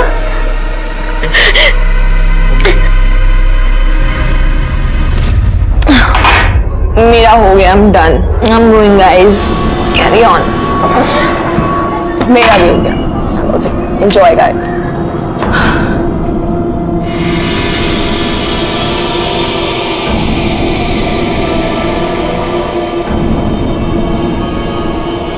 मुझे यहाँ से जलन हो रही है।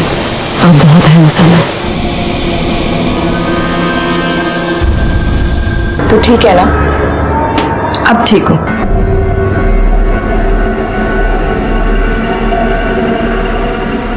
तू जानती है ना मैंने तुझे कितना मिस किया है। I miss you too. I love you. I love you. Sir Aman आ गया, बुला उसे। डॉक्टर अमन, आपकी गीतिका से कई बार बात होती थी। जी सर, मेरी पेशेंट थी वो। तो आप अपने हर पेशेंट के साथ रात को 2-2 बजे भी फोन पर बात करते हैं? नहीं सर, वो एक्चुअली उसकी प्रेगनेंसी में कुछ कॉम्प्लिकेशंस थी सर। उसे जब भी कोई प्रॉब्लम होती थी मुझे कॉल करती। उसका पति उसके साथ आपके क्लिनिक पे आता था? नहीं सर, कभी भी नहीं। वो हमेशा अकेली आती थी। आप कभी उसके घर गए? 1-2 बार गया था सर। उसकी तबीयत थोड़ी खराब थी, इसलिए मुझे ही विजिट के लिए जाना पड़ा था। लेकिन आपकी मोबाइल लोकेशन ये बताते हैं कि आप उस एरिया में अक्सर आया जाया करते हैं। सर उस एरिया में मेरे काफी सारे पेशेंट्स हैं तो मुझे जाना पड़ता है।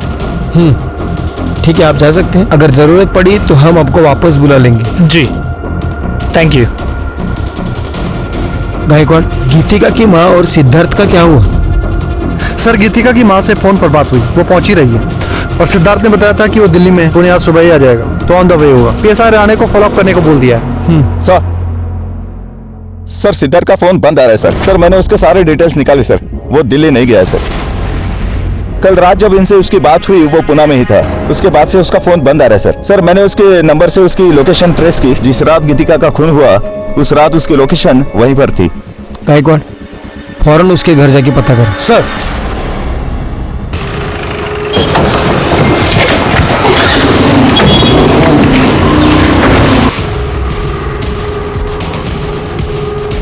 सिद्धार्थ कहाँ है? पता नहीं सर, कहीं गया होगा। अच्छा, वो और उसकी पत्नी यही रहता है ना? सर सिद्धार्थ कभी पत्नी के साथ यहाँ आया ही नहीं, वो तो अकेला ही रहता है। अकेले? हाँ सर।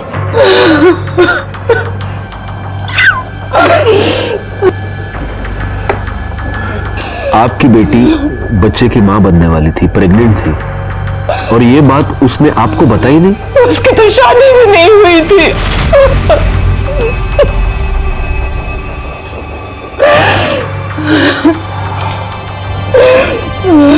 आई एम सॉरी, ये गीतिका की लाश की तस्वीर है, लेकिन इस तस्वीर में उसने मंगलसूत्र पहना हुआ है, उसके माथे पर सिंदूर है। प्लीज देखिए।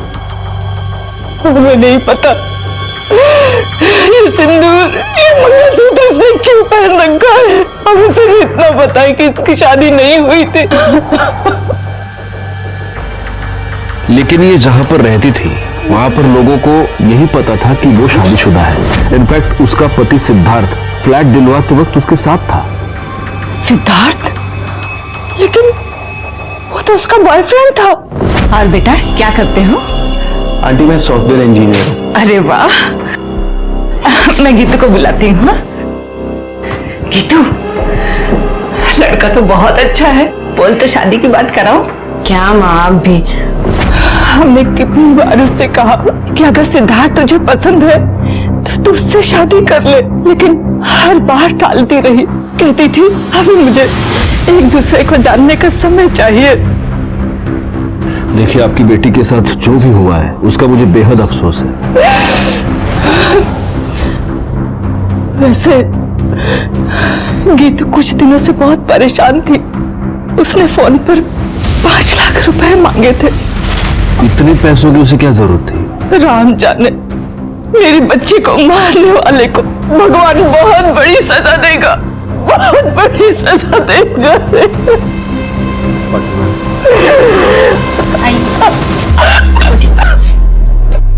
गायकवाड़, मुझे किसी भी हालत में ये सिद्धार्थ चाहिए। पता करो वो कहाँ है, अपने सारे खबरियों को काम पर लगाओ। एक और बात, जरा पता करना ये 5 लाख रुपए का क्या चक्कर है। गीतिका का मोबाइल मिसिंग है। सर्विस प्रोवाइडर से पता करो कि वो किस मेल आईडी से लॉगिन करती थी। उसके सारे मेल्स चेक करो। सर, गीतिका की मां की बातें सुनकर मुझे बहुत अजीब लगा। अगर गीतिका की मां गीतिका और सिद्धार्थ की शादी करवाने को तैयार थी तो फिर आखिर गीतिका ने बिना बताए शादी क्यों की और ये बात अपनी मां से क्यों छुपाई? फिर मुझे ऐसा लगा कि शायद असल में गीतिका और सिद्धार्थ की शादी हुई ही ना हो, लेकिन फिर भी गीतिका प्रेग्नेंट रही हो और इसीलिए वो उस सोसाइटी में छुप कर रह रही थी ताकि बच्चे की आइडेंटिटी पर बाद में कोई भी उंगली ना उठाए। एक पॉसिबिलिटी ये भी थी कि गीतिका को प्रेग्नेंट करने के बाद सिद्धार्थ ने उस बच्चे को अपनाने से मना कर दिया हो और इसी चक्कर में गीतिका का मर्डर करके वो भाग गया हो। इस केस की सारी कड़ियां काफी उलझी हुई थी और सबसे बड़ा सवाल ये था कि ये सारी कड़ियां अब कहां जाकर सुलझेंगी। मुझे पता है आज रात की शिफ्ट है, मैं टाइम पे पहुंच जाऊंगी। अभी कुछ जरूरी काम करना है, बाद में बात करती हूँ।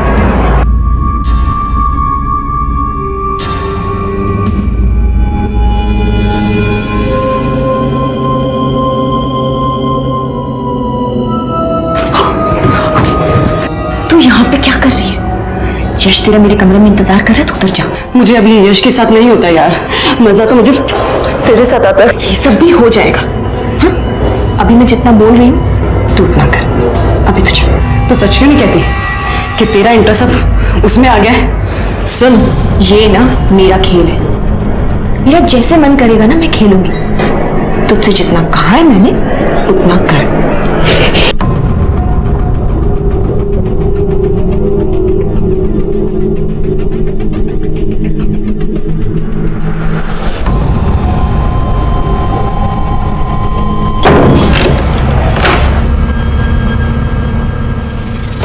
तुम यहाँ क्या कर रही हो?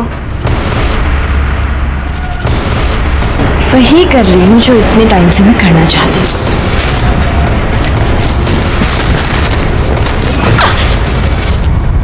सर, गीतिका की पोस्टमार्टम रिपोर्ट आ गई है। मौत का वक्त रात 11 और 2 के बीच है। 5 बार स्टैब किया गया और वो 8 महीने प्रेग्नेंट थी। और उसके नाखूनों में किसी के स्किन के फ्रेगमेंट्स मिले। जब हमने उसके बैंक डिटेल चेक किए तो पता चला उस दिन उसने 5 लाख रुपए विड्रॉ किए थे। लेकिन जब हमने गीतिका के घर की तलाशी ली तो हमें कोई पैसे नहीं मिले। नहीं सर, हमने उसके मेल्स चेक किए। सिद्धार्थ उसे ब्लैकमेल कर रहा था। वो कह रहा था कि उसे उसका कुछ राज पता है जिसके बदले में वो 5 लाख रुपए मांग रहा था। और जिस रात गीतिका का मर्डर हुआ उस रात सिद्धार्थ की मोबाइल लोकेशन गीतिका के घर की ही थी। इसका मतलब ये हो सकता है कि सिद्धार्थ ने गीतिका का मर्डर किया है और वो पैसा लेकर भाग गया है। सर अगर ऐसा है तो फिर वो कौन हो सकता है जो गीतिका के घर बार बार जाता था? सबसे पहले एक काम करो गायकवाड़, उसके नाखून में जो स्किन के फ्रैगमेंट्स मिले हैं उसका डीएनए टेस्ट कराओ और उस शरत के साथ उसको मैच करके देखो। और एक और काम करना, उसकी कॉल लिस्ट में जितने भी लोगों के नाम है उन सबके फोटोग्राफ्स लेके उसकी सोसाइटी में दिखाओ। वहां से पता चलेगा कि वो कौन था जो उसके घर पे बार बार आता था। सर अभी भी कंट्रोल रूम से मैसेज आया कि कातरज एरिया में बॉडी मिली है।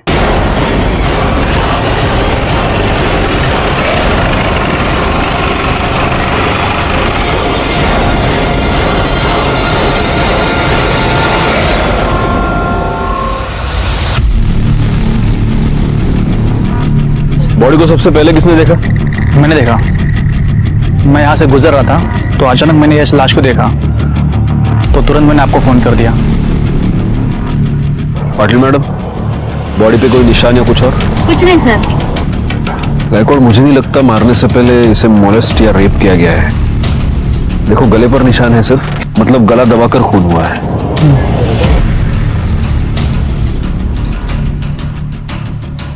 सर ये कार्ड मिला।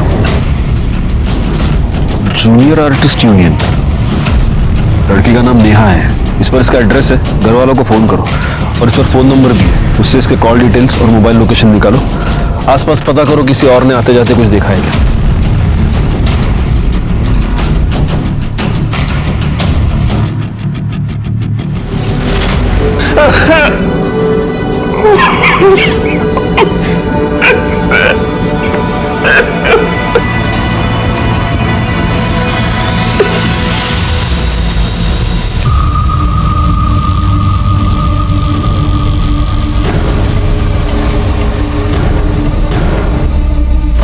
कैसे हुआ ये सब?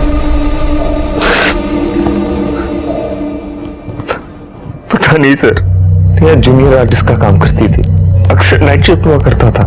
कल भी था, सुबह फोन नहीं उठा रही थी। उसके बाद पता चला कि जहां पर काम करती थी वहां किसी से कोई अनबन, कोई लड़ाई? नहीं सर, नेहा बहुत मैच्योर लड़की थी, हाल ही में शादी हुई थी हमारी। ये दोनों कौन है? उसके फ्रेंड्स हैं, नुपुर और हिना। ठीक है, अभी आप जा सकते हैं। Thank you. गायकवाड़, ये नेहा जहां पर शूटिंग करती थी वहां जाकर थोड़ी पूछताछ करो। हो सकता है वहीं पर उसकी किसी के साथ अनबन हो गई हो और इसी वजह से उसका मर्डर भी। सर गीतिका से मिलने कौन आता था ये पता चल गया है।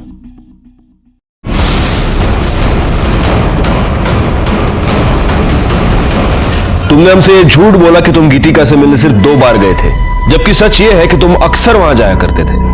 दरअसल मैं गीतिका से प्यार करता था सर, वो भी मुझे पसंद करती थी।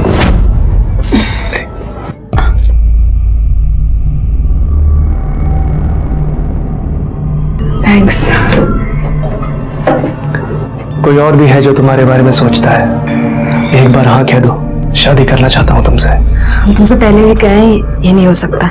देखो तुम्हारा पति तुम्हारी क्या हालत करके गया है, मेरा विश्वास करो, धोखा नहीं दूंगा तुम्हें। तुम पर यकीन है पर अपनी किस्मत पर नहीं है, ये नहीं हो सकता। आई हैव नो आइडिया वो मुझे मना क्यों कर रही थी। वो तुम्हारी बात मान नहीं रही थी इसलिए तुमने उसका मर्डर कर दिया। नहीं सर, मैंने ऐसा कुछ भी नहीं किया है। सच ये है कि गीतिका अपनी प्रेगनेंसी के टाइम पर पेशेंट के तौर पे तुम्हारे पास आई, लेकिन तुम्हें बहुत जल्द ये समझ में आ गया कि वो अकेली है। तुम उसके साथ शारीरिक संबंध बनाना चाहते थे और जब उसने मना किया तब तुमने उसका मर्डर कर दिया। सर ऐसा कुछ भी नहीं किया है मैंने। और आप ये जो बोल रहे हैं, क्या सबूत है आपके पास इसका? सबूत तो तुम हमें दोगे।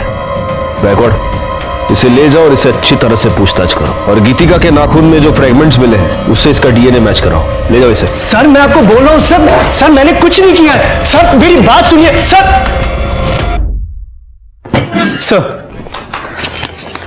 सर नेहा की पोस्टमार्टम रिपोर्ट, उसे गला दबा के मारा गया और मौत का वक्त रात 12 और 2 के बीच। मैंने उसके सेट पर जाके पता किया, लेकिन किसी ने नेहा को किसी के साथ देखा नहीं। सर एक इंफॉर्मेशन मिली है सर, यश की शादी सिर्फ नेहा से ही नहीं बल्कि आरती से भी हुई है, एक ही साथ एक ही मंडप में। व्हाट? यश की 2 बीवियां हैं? क्या तुम दोनों ये नहीं जानते कि 2 शादियां करना अपराध है? सर नेहा ने जबरदस्ती की थी। अगर तूने मुझसे शादी नहीं की ना, तुझ पे रेप चार्जेस डलवा के तुझे अंदर करवा दूंगी। तो तुम ये कहना चाहती हो कि ओरिजिनली तुम दोनों की शादी होने वाली थी, लेकिन ऐन मौके पर नेहा वहां घुस गई और इसने इसके साथ जबरदस्ती की कि वो उससे शादी कर ले। तो तुम्हें गुस्सा तो बहुत आया होगा। कहीं ऐसा तो नहीं कि इस गुस्से में तुम दोनों ने मिलकर नेहा का मर्डर कर दिया? अरे आप क्या कह रहे सर, मैं नेहा से बहुत प्यार करता था।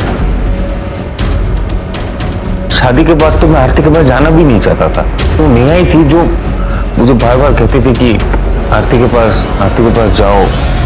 आरती, फिर तुम्हें तो बड़ा गुस्सा आता होगा नेहा पर। नेहा इतनी भी सीधी नहीं थी। ऐसा क्या किया है नेहा ने तुम्हारे साथ कि तुम्हारी आंखों में उसके लिए इतना गुस्सा है? देखो आरती, सच को छुपाने की चाहे जितनी भी कोशिश करो, एक ना एक दिन वो पर्द के नीचे से बाहर आ ही जाता है। सर, नेहा के कॉल रिकॉर्ड्स और लोकेशन डिटेल्स, जहां उसकी बॉडी मिली थी उससे आधे किलोमीटर दूर उसका फोन स्विच ऑफ हुआ था और उसे आखिरी कॉल किसी लैंडलाइन नंबर से आया था, जो कि एक पीसीओ का नंबर है। तो ये हो सकता है कि किसी ने नेहा को फोन करके बुलाया हो। करने सर, जहां पर हमें नेहा की लाश मिली थी उसके आसपास का एरिया दोबारा एक बार चेक करो, हो सकता है वहां उसका मोबाइल मिल जाए। सर मुझे ऐसा लग रहा है कि ये सब कुछ यश ने किया होगा। हो सकता है उसका नेहा का झगड़ा हो गया हो और उसने गुस्से में आके नेहा को मार दिया। एक मिनट बैकवर्ड। नेहा के कॉल रिकॉर्ड्स के अकॉर्डिंग वो सिद्धार्थ के टच में थी और उसकी मोबाइल लोकेशन ये दिखा रही है कि जब गीतिका का मर्डर हुआ था उस रात भी नेहा उसी एरिया में मौजूद थी। सिद्धार्थ और नेहा, इन दोनों के बीच कोई कनेक्शन है? नेहा और गीतिका दोनों के पिछले 1 साल के कॉल रिकॉर्ड से करवाए। सर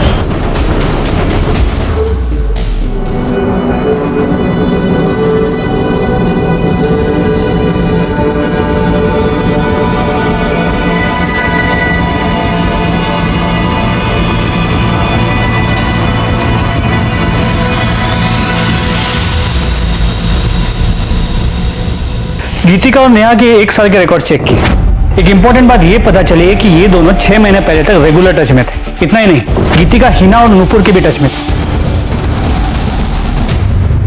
तुम दोनों गीतिका को कैसे जानते हो? और देखो, झूठ बोलने की कोशिश मत करना, क्योंकि तुम लोगों के पिछले 1 साल के कॉल रिकॉर्ड्स हमारे पास है, जिससे साफ पता चलता है कि तुम सब लोग एक दूसरे के साथ बात करते थे, एक दूसरे से कांटेक्ट में थे।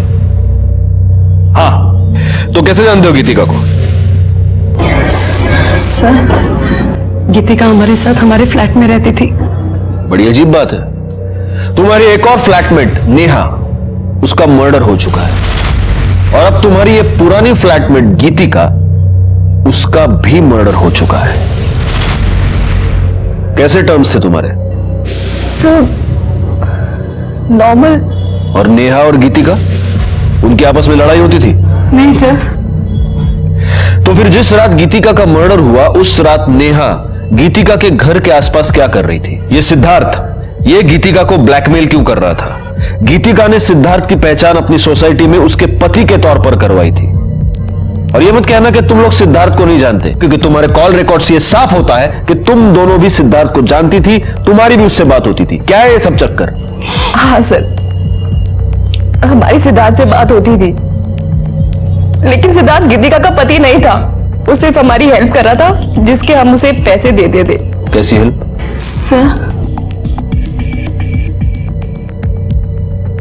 सर, हम लेस्बियंस हैं। पहले मैं और नेहा पार्टनर्स थे और बाद में फिर हिना ने हमें ज्वाइन किया। सर, गीतिका तो बहुत बाद में आई थी हमारे साथ रहने और बहुत सीधी थी वो, और मैंने देखा कि नेहा गीतिका को पसंद करने लगी थी। सर, मैंने नेहा को समझाया भी था गीतिका स्ट्रेट है, लेकिन वो नहीं मानी। और पहले नेहा गीतिका पे हिट करती थी और फिर उसने उसका रेप कर दिया। और सर, रेप करते करते उसका वीडियो भी बनाया। फिर बाद में उसको ब्लैकमेल करा करती थी और बार बार रेप करती थी। और ये सिद्धार्थ ये कहां से आ गया? इसका क्या चक्कर है? हमारी फैमिली हमारे पर शादी का प्रेशर डाल रही थी, तो हम जब भी घर जाते तो सिद्धांत को घर लेके जाते थे। घर पे ये बताते थे कि वो हमारा बॉयफ्रेंड है, और सर जिसके उसको पैसे मिलते थे, और फिर वही हमें ब्लैकमेल करने लगा कि वो हमारे साथ सेक्स करना चाहता है।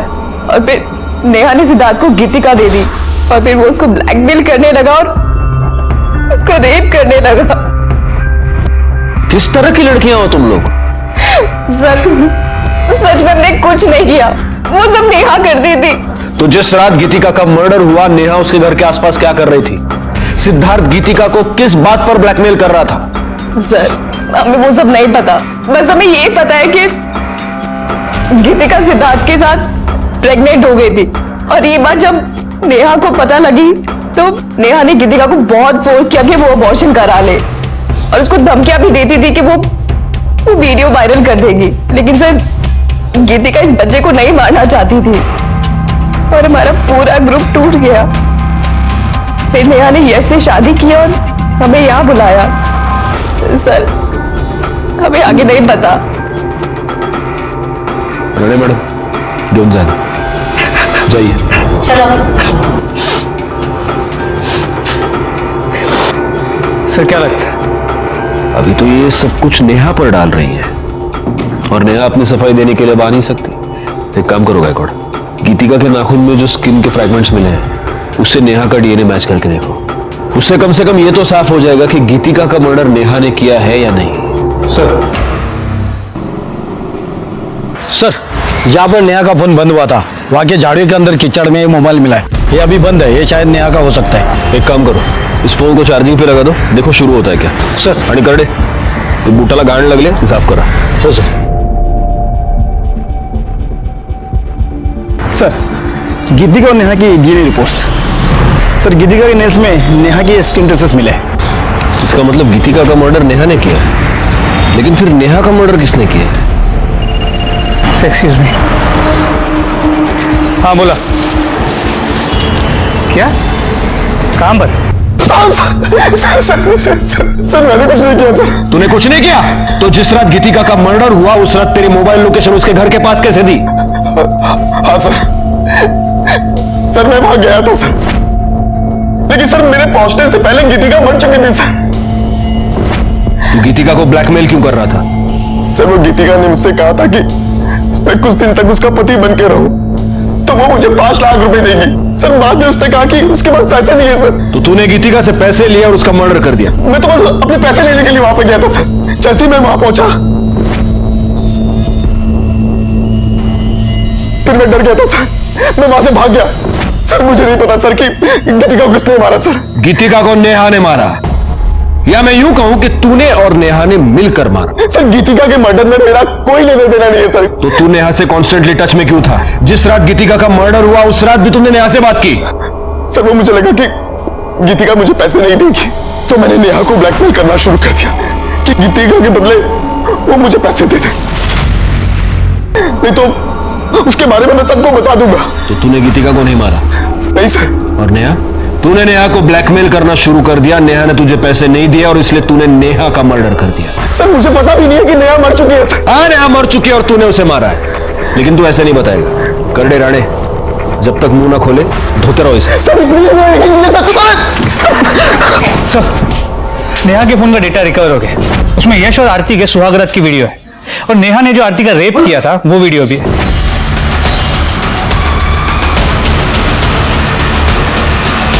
आरती का रेप? जी सर, और इतना ही नहीं, इसमें गीतिका के रेप का भी वीडियो है, ये देखिए।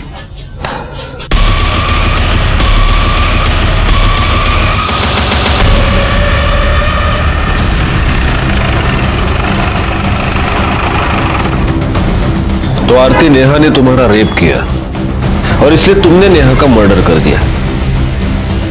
नहीं सर, मैंने ऐसा कुछ भी नहीं किया। और तुम दोनों से तो किसी भी तरह के सच की उम्मीद करना ही बेकार है, क्योंकि तुम दोनों तो झूठ ही बोलोगे। सर हमने आपसे कौन सा झूठ बोला? तुमने ये झूठ बोला कि गीतिका का रेप सिर्फ नेहा ने किया था, जबकि सच ये है कि गीतिका का रेप तुम तीनों ने मिलकर किया था। राणे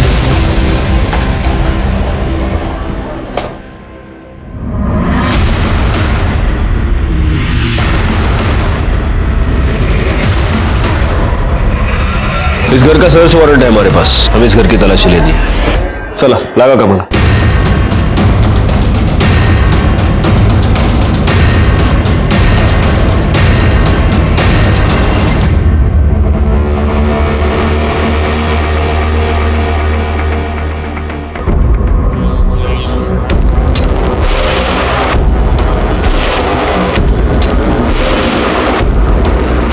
ये सैंडल किसका है?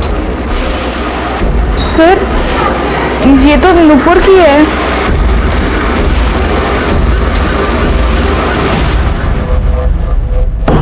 ये फॉरेंसिक रिपोर्ट, इससे साफ होता है कि तुम्हारे सैंडल पर जो मिट्टी पाई गई वो उसी एरिया की थी जहां पर हमें नेहा की लाश मिली। बैकवर्ड।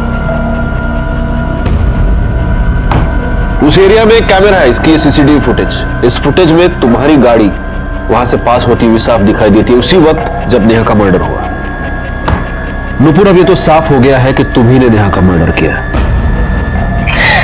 सर मैं नेहा से बहुत प्यार करती थी, लेकिन वो उस आरती के पीछे पड़ी थी। उसने आरती का रेप कर दिया। और नेहा जब शूट पे थी, जब मैंने उसे बाहर मिलने के लिए बुलाया था, तूने आरती का रेप क्यों किया? रेप कहाँ किया यार, प्यार किया। अच्छी लगती है ये आरती मुझे। नेहा, आज तक हमने जो भी किया है ना, मेरी बात के किया है। गीतिका और हिला को जैसे हमने बांटा था ना, आरती को भी बांटना होगा, समझी? आरती ना सिर्फ और सिर्फ मेरी है। मैं ना तुझे ऐसा कुछ भी करने नहीं दूंगी, समझी? नुपुर बस कर यार। देख, मैं और यश मिलके ना आरती को अच्छे से समझा लूं। मुझे पति भी मिल गया और प्यार भी। देखो ना, और कुछ नहीं चाहिए। ये जो तेरा मेरा लफड़ा है ना, ये मुझे अभी नहीं चाहिए। मैं ना तुझे खुद से दूर नहीं आने दूंगी, समझी तू? मुझे ना अभी तेरे में कोई इंटरेस्ट नहीं है। छोड़। सर मैं नेहा को मारना नहीं चाहती थी। सच तो यह है कि तुम लोग प्यार का मतलब नहीं जानते। प्यार छोड़ो, तुम लोग तो दोस्ती और इंसानियत का मतलब भी नहीं जानते। अब पूरी जिंदगी जब जेल में सड़ोगी तब शायद एहसास हो जाएगा। गे, लेस्बियन या होमोसेक्सुअल होना कोई बुरी बात नहीं है। आज तो हमारा कानून भी इसे अपराध नहीं मानता, लेकिन किसी पर जबरदस्ती करना, रेप करना बहुत ही संगीन अपराध है। अगर इस तरह का अपराध आपको आपके आसपास घटता हुआ नजर आए तो प्लीज आप पुलिस की मदद मांगिए। इसी के साथ मैं सीनियर इंस्पेक्टर राजेश जाधव आपसे विदा लेता हूं। आप सतर्क रहिए और देखते रहिए क्राइम पेट्रोल दस्तक, क्योंकि मकसद बताना नहीं, बचाना है। जय हिंद। क्राइम पेट्रोल के ऐसे ही मजेदार एपिसोड्स देखने के लिए हमारे चैनल को सब्सक्राइब करें।